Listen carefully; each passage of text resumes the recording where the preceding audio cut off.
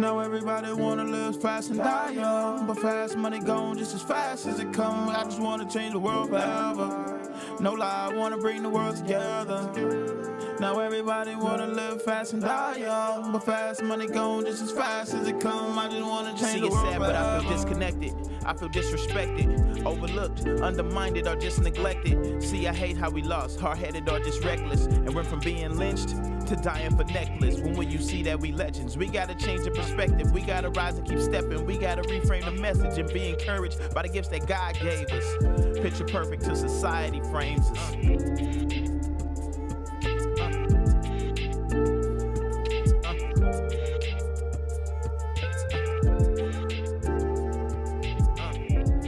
When you have young people growing up in situations where their parents have been traumatized and their grandparents have been traumatized, so you get stuck in a certain way of thinking and operating out of survival mode. And when you're operating out of survival mode, everything is traumatizing, right? You're seeing violence, you're seeing drugs, you're seeing people self-medicate with drugs, you're seeing people go out and commit crimes to try to survive. And so when this young person is raised that way in that environment, then that's what they know. We're talking about broken homes, broken families, poverty, no parents in the home, no guidance, no love, abuse, sexual, mental, physical. This is the result of what's going on out here in the streets, and that's everywhere. Kids are angry, and then you have kids competing with each other. When you don't have an out on how to deal with your trauma, you're gonna hurt people. Hurt people, hurt people. And you got a lot of hurt people that's out here hurting people and don't even know why. They might think it's for gang territory or drug territory or something, but it's way, way deeper.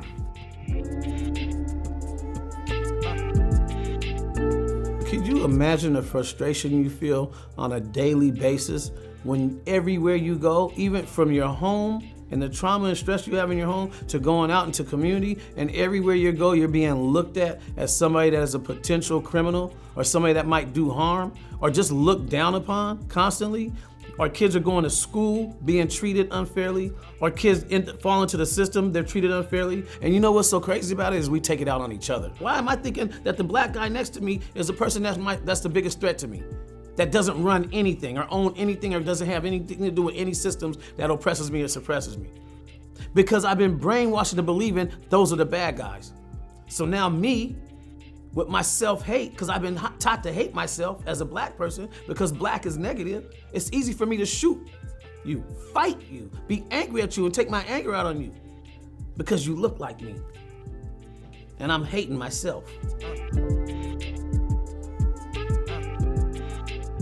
When I was a little younger, I had influences in the community. You know, I'd look up and be like, oh, yeah, that's cool. You know, everyone's doing all this cool stuff, but I didn't realize how wrong all this cool stuff was. And it hit me as soon as I was able to understand that this is not right when it was a little too late. And I started messing myself up.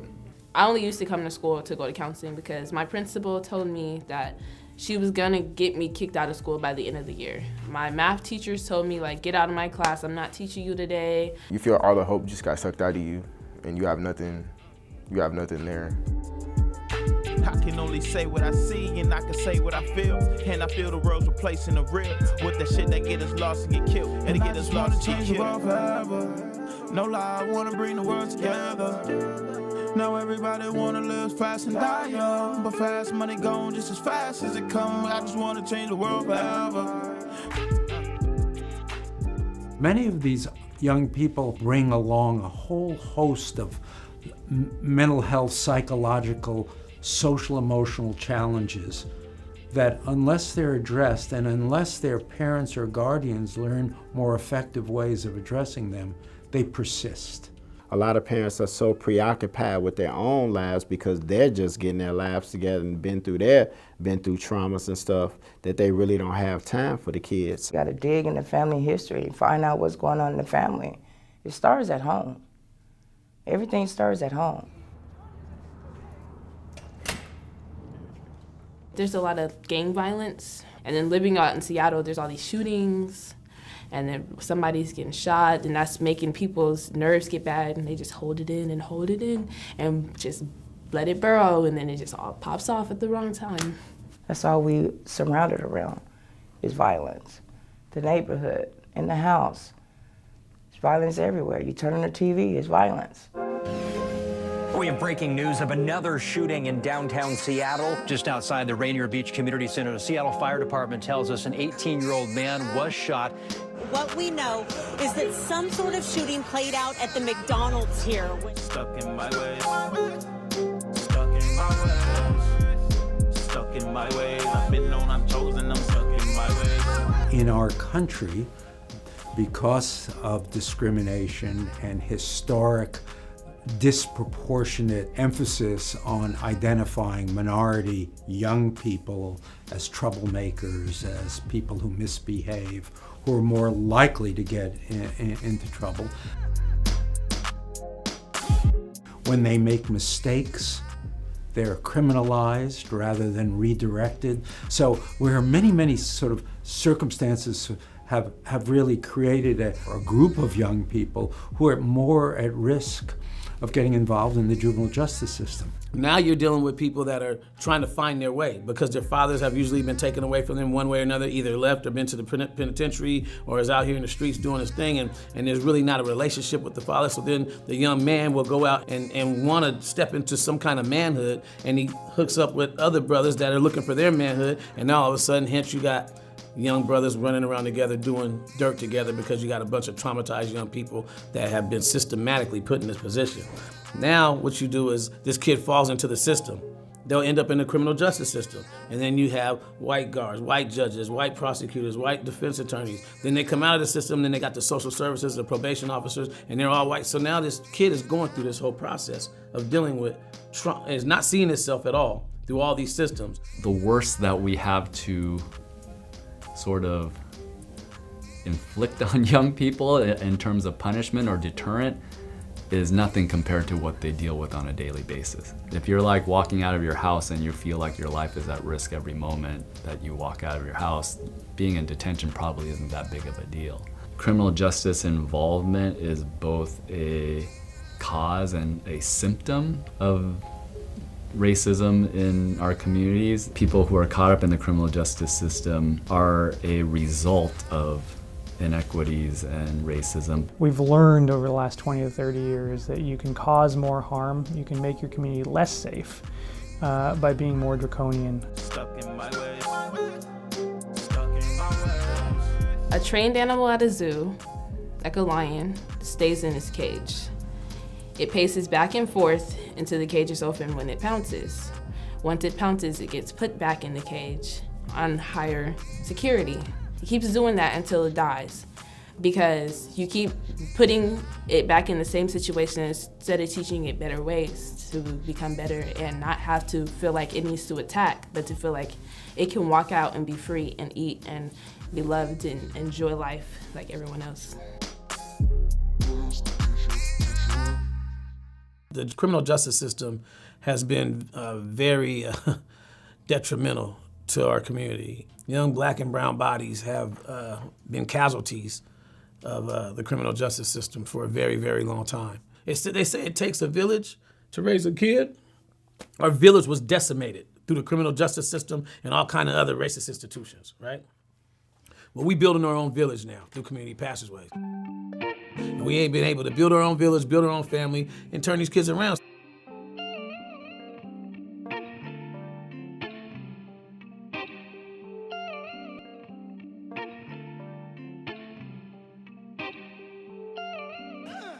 The answer is not in the system. The answer is in the community.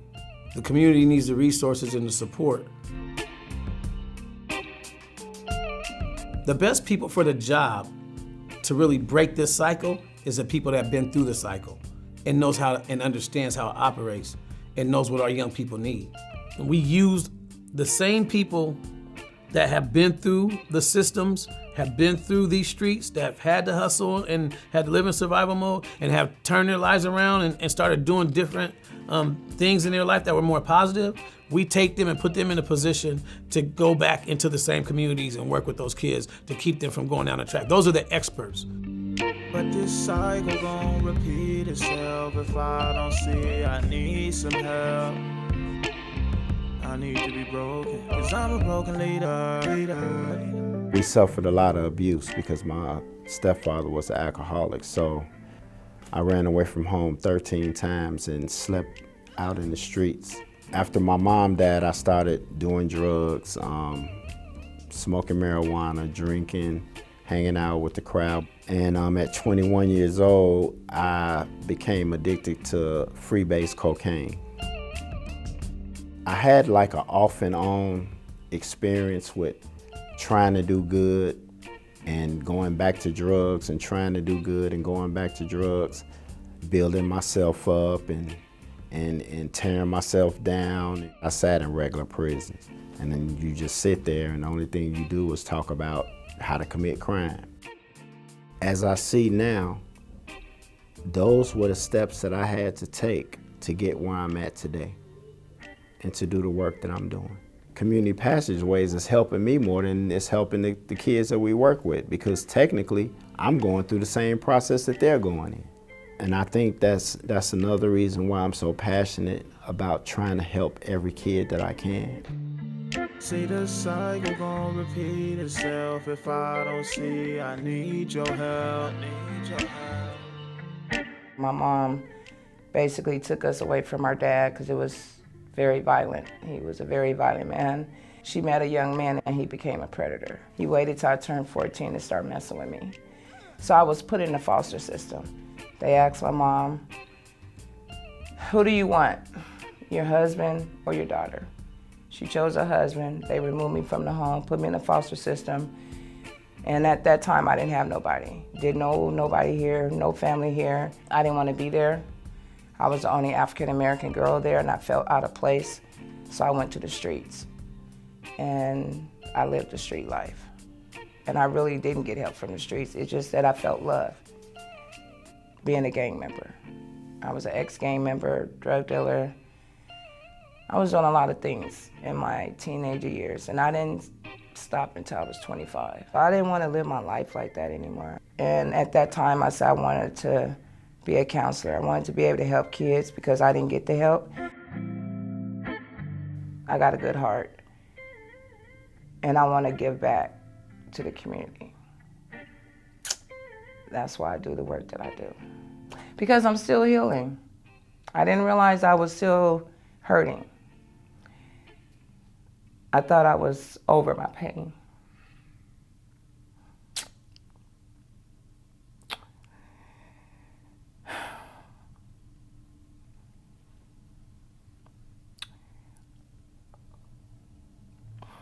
But doing this work is helping me understand that my mom was going through something herself.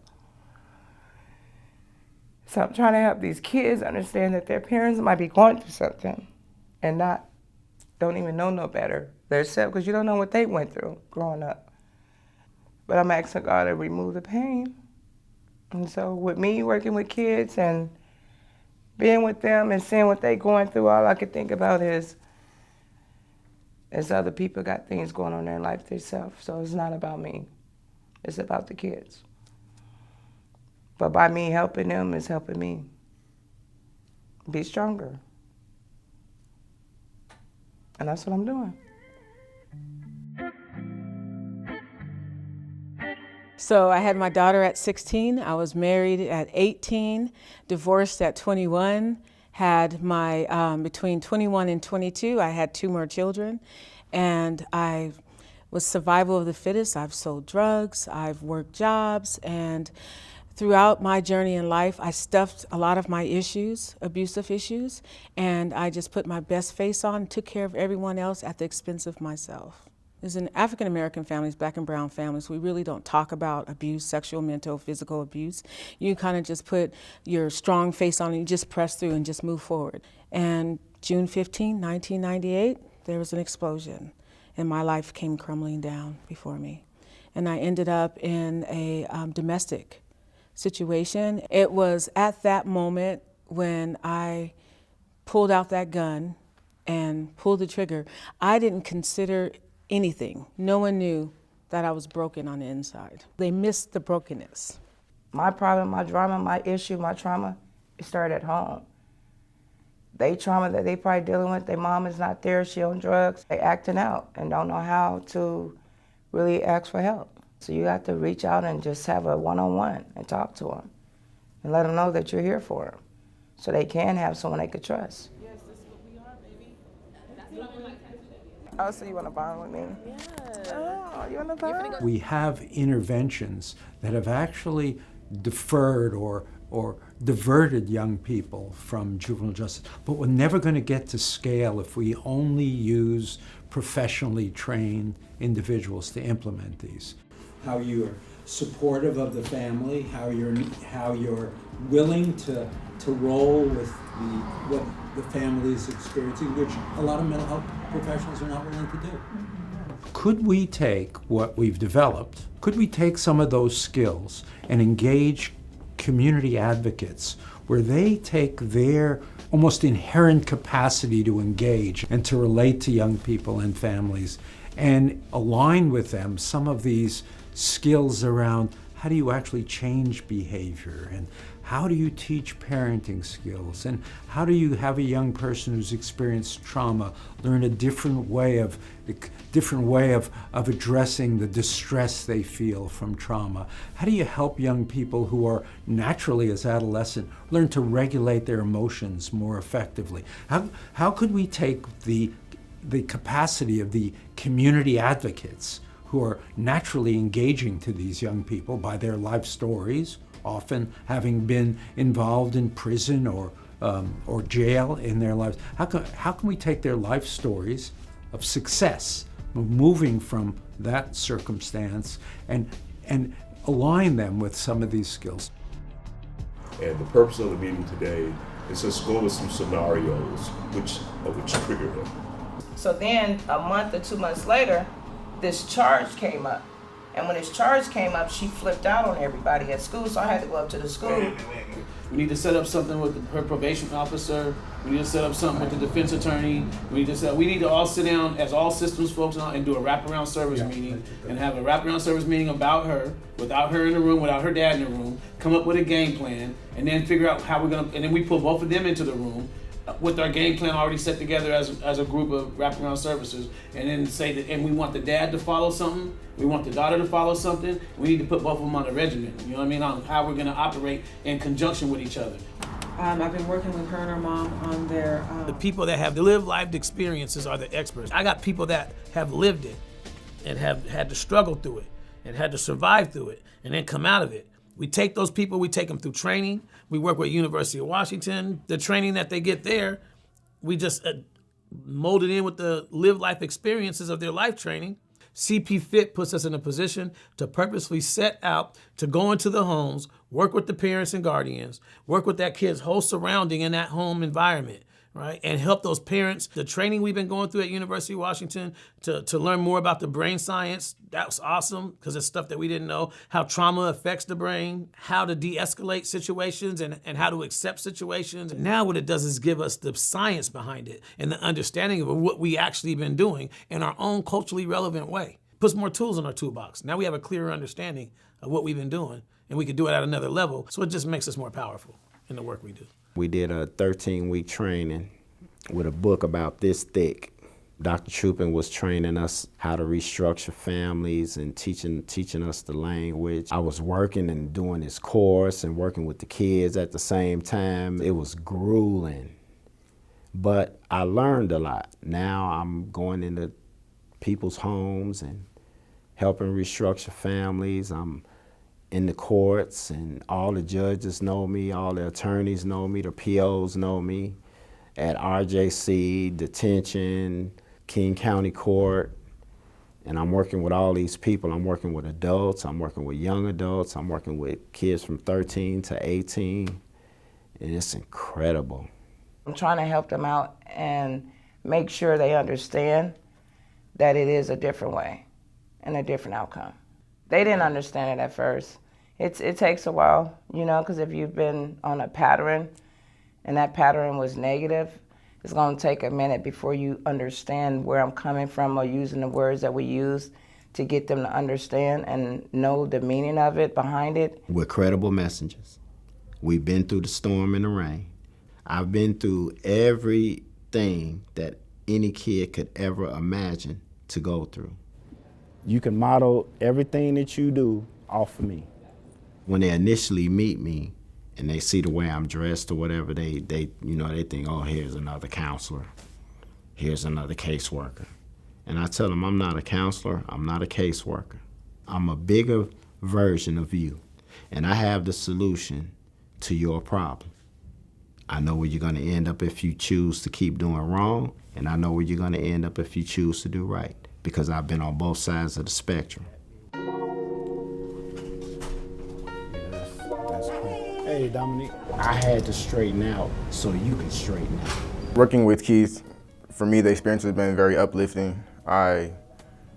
He's opened me to a lot of new ideas that I probably would not have done on my own. When I first found out about that, I was like, okay, maybe this will be easier to be able to bond with, because we've kind of walked down the same road a little bit, and it feels good to have that, because obviously you're understood, and being understood, I feel like, is a big key to growing. They know how it is down here. You know, you can't come from the suburbs and then come to the slums and then, expect everyone to understand where you're coming from. It just doesn't work like that, because you haven't been in the same situation. When you give the youth a sense of hope, instead of putting them in jail, I guess, yeah, the outcome will be way different.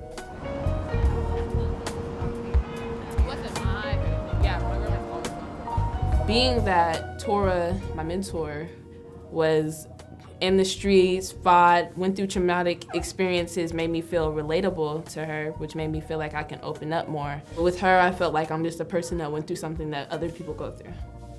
She's like the auntie I never had, because she's crazy and she's hilarious, and she's very caring and kind. But she'll really get on somebody if she needs to. She's really on me about thinking about what I do before I do it.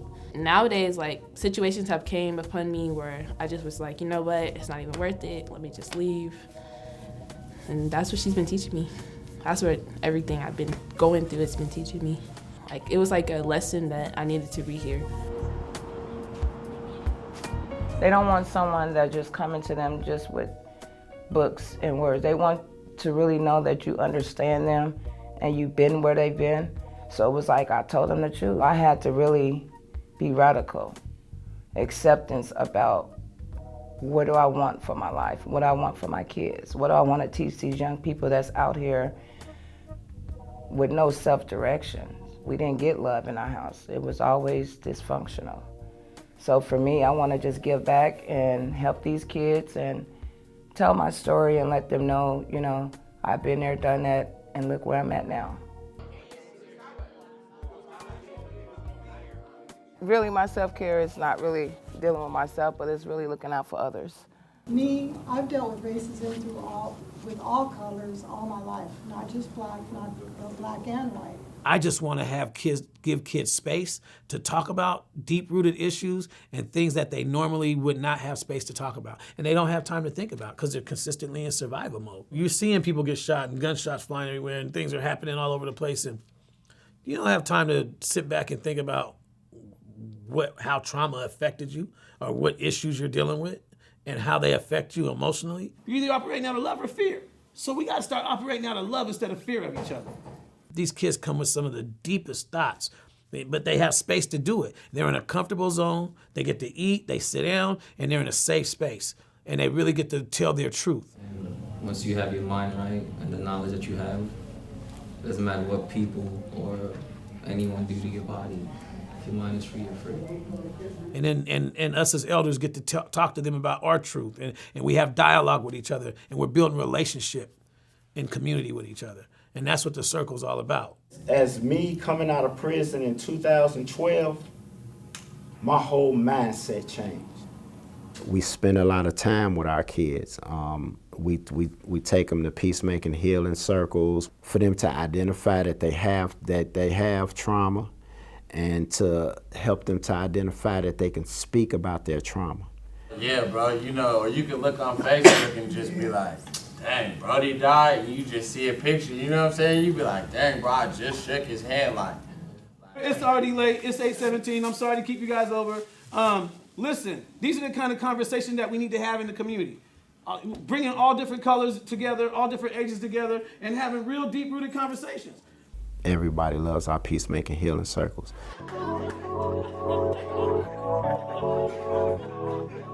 Before, nobody really asked if I needed help. It was either I'm gonna call your mom, you're getting suspended, or I'm gonna call the police, you're not where you're supposed to be, you need to be in a hospital, you need to be locked up behind bars, or even, do you want some weed, do you want some drugs? I'll show you some drugs to make you feel better.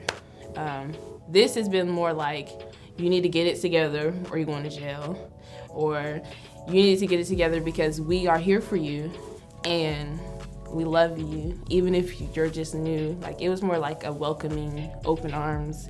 You could talk about anything you want to, it's safe. There's more respect here, more respect towards each other. And I was like, wow, everybody here is so cool. They're like trying to help me. I never had that before. I feel good. I feel good about myself, so it makes me feel good about other people. You ask them, how are you? And you stay around for the answer, regardless of what that answer is or how long you have to stay there. And if I had someone that just took a moment and just helped me navigate through a system that oftentimes ignores you, it makes a difference. So get you a shirt, get you a dress shirt. If you can't get a dress shirt, we'll go get you one, get you some nice jeans or something. We help them with school. We get them back in school if they're not in school. We help them with getting internships and jobs, where we have a whole consortium of people that work with our organization and that volunteer with our organization. I've been doing Career Bridge. Soon I'm going to be looking into jobs, but I have to wait for court and I have to figure out what's going to happen with me. And then I plan on doing more work with Urban League and just getting into more of those programs, try to better my knowledge. Eventually I want to go for my bachelor's degree in computer science. I want to own my own business. I want to have my own nonprofit for homeless in Seattle. I want to be able to look back and see what I used to be and where I came from and just adore how much I've grown. This is the road that I'm taking. I'm feeling like all of amazing. I'm saying, I'm in the place and I'm staying. I'm focused, don't play with my patience, don't play with my patience. We're always looking for good kids, good people to work for us. The kinds of folks we're hiring come from all kinds of paths. If you come in with some enthusiasm, I don't worry too much about the past. We recognize that one of our gaps is that we're not offering enough opportunity to kids that are facing racism, facing just obstruction in how to get jobs and access to a well-paying job. I think we all need to be checking our own biases and look for opportunities to say yes to kids, particularly kids of color, that typically the cards are stacked against them. And so what are we doing as business leaders to provide opportunities for kids of color in this community? It's our role to do better. Coaching that they've received is clearly evident in how they're communicating with us as an employer and how we're both working together to bring kids on and help. Thanks for coming in.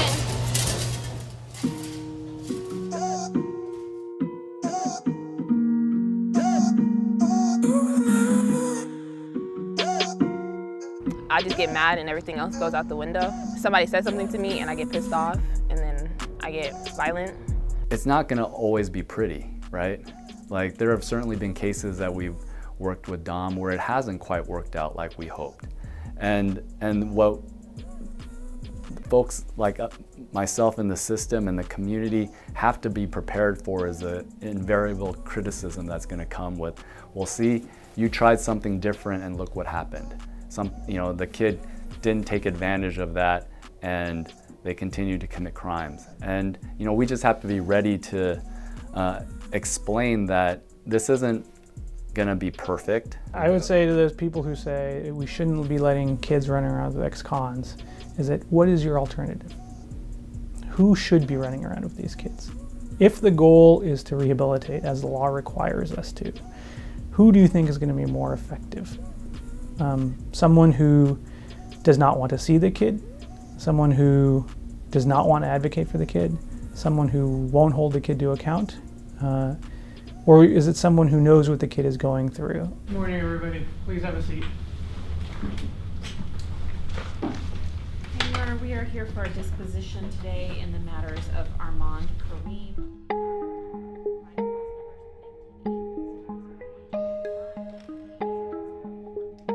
Today, I don't know how I'm feeling.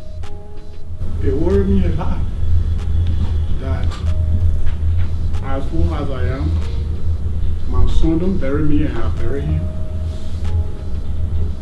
I don't see it.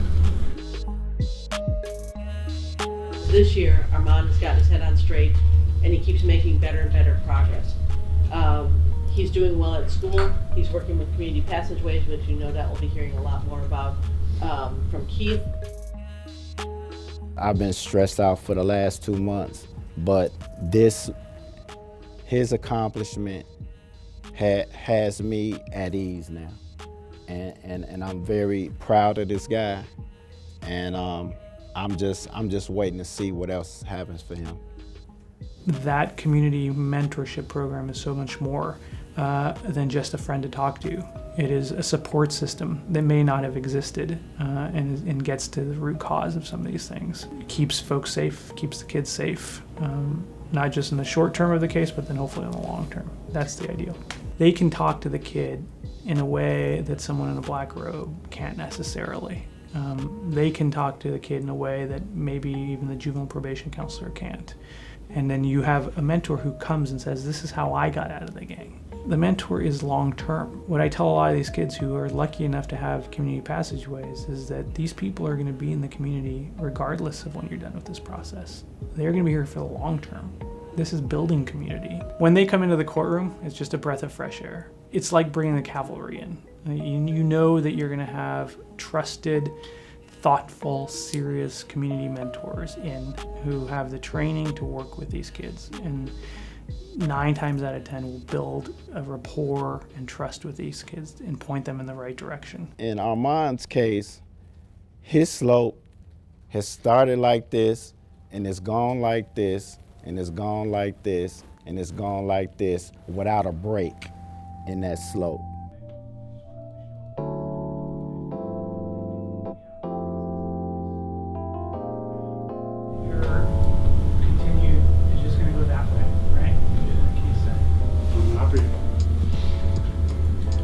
That all of you have given him a second chance to make sense out of his own life.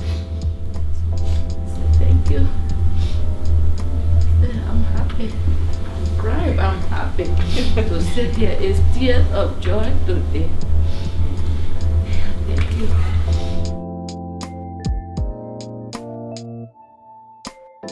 If he continues to work with community passageways and engage in the programs that the University of Washington is trying to put him through, I believe he will become a successful person.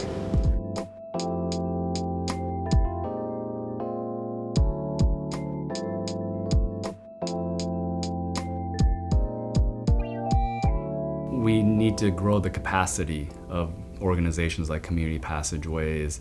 And so the challenge is really going to be, how do we shrink our current court legal system and somehow transfer those resources to the community. We have truly achieved public safety if you don't need prosecutors to prosecute kids because they're just not committing crimes anymore. I think if we can continue to support community, get further upstream, work more closely with schools, early learning, that's the secret sauce to keep our communities safer. I think that what we're doing here is, I think, changing what could be a whole pathway in this country, moving us to saying, because adolescents, on the very basis of who they are and how their brains are developed and what we can do, these interventions that we have here, both enhancing their capacity to have support in the community, to be nurtured by someone and learning some skills to help them regulate their emotions, I'm hoping will be the gold standard as to how we move forward in terms of working with adolescents in the future. Something is working, and statistics are certainly trending in the right direction. And so we just have to believe that this is a better path and be able to prove it. And that's why it's great to have partnerships with folks like Dr. Troupin at the university, because they know how to prove it and they know how to show the data. And that's what we have to continue to do is be smart about how we move forward and be strategic about how we do it. Community partners like Community Passageways are the best answer we have so far.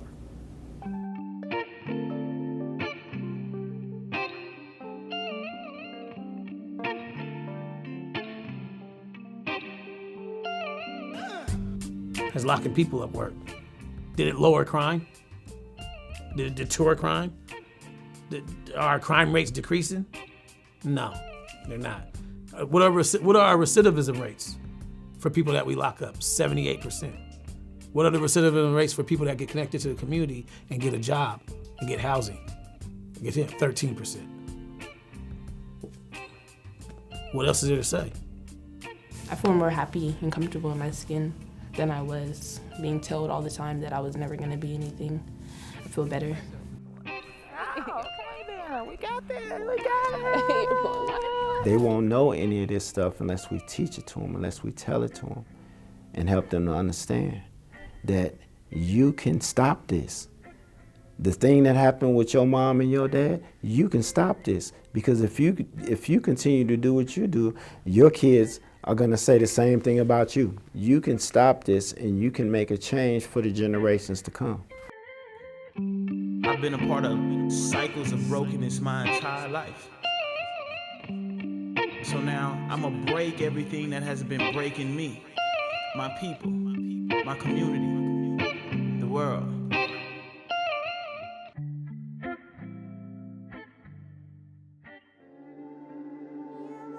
All right.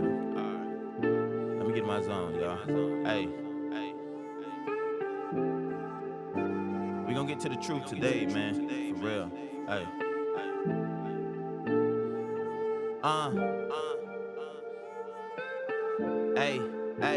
Hey. Look, I think it's sad, but I owe you the truth. I'm in my 30s and we gotta do more for the youth. I know we can only give all the things we consume, so it hurt when I see they got their nose to a spoon. Why follow the rules when you ain't playing that game? Plus your mama and your daddy is both one and the same. How are parents and the children so close in their age that outside looking in, y'all develop the same? I remember when 18 was grown and thinking age was a pass for me to do what I want. Fuck it, I don't wanna go home. What that shit that get us lost and get killed, that'll get us lost and get killed.